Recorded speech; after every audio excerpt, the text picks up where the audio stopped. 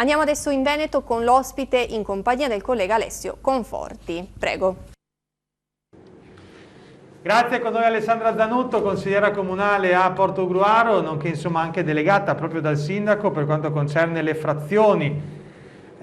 Insomma c'è una petizione di 335 persone Zanutto che insomma lamenta per quanto riguarda Lugugnana insomma il disagio di non avere un parcheggio per il cimitero che riguarda non solo Portogruaro ma anche per esempio le vicine località che ricadono nel comune di Caorle, penso per esempio alla Brussa. Immagino abbia letto la petizione, come amministrazione intendete fare qualcosa? Allora sì, buonasera a tutti, buonasera dottor Conforti, ma indubbiamente sì, questo argomento non è la prima volta che è stato affrontato. Quello che mi lascia un po' sorpresa sono queste firme, perché come rappresentanti delle frazioni avevamo già parlato di questa situazione ed eravamo già con loro in contatto di vedere qual era la soluzione migliore.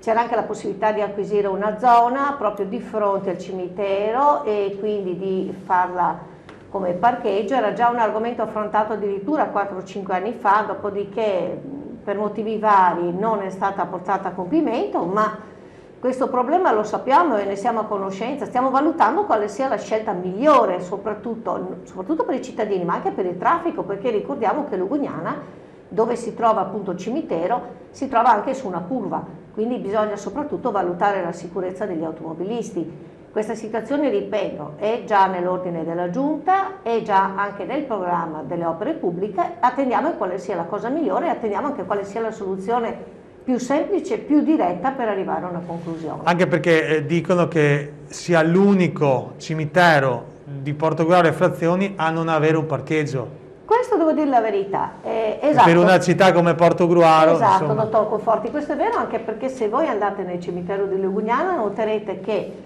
davanti al cimitero è stato costruito quella volta un grande marciapiede con degli alberi che sono anche cresciuti parecchio, e questo grande cimitero ha solamente una rampa giustamente per i disabili che devono recarsi, ma questo grande marciapiede ha una panca per sedersi, non serve assolutamente niente. Quindi quella volta che era stato fatto il marciapiede, soprattutto negli anni precedenti, l'utilità di questo grande marciapiede veramente noi non l'abbiamo capita, non l'avevamo già affrontata nell'amministrazione precedente, e ora credo che sia arrivato veramente il momento di portare i cittadini ad avere questa disponibilità. C'è la Giussalvo che sta a 3 km di distanza, giusto che Lugugnana ce l'abbia il suo marciapiede. Tra l'altro come amministrazione ovviamente siete in carica da un anno, non è che possano esserci insomma dei miracoli, però leggendo e documentandomi c'è anche un problema al di là della mancanza del parcheggio in zona per quanto concerne per esempio la velocità delle auto, cioè lamentano il fatto che corrono in un rettilineo, esatto. Anche lì insomma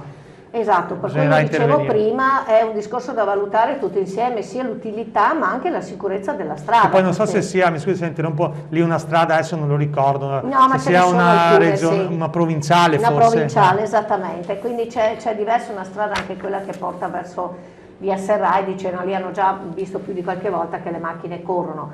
La sicurezza stradale sapete benissimo che è un problema molto grosso e molto sentito dalla cittadinanza.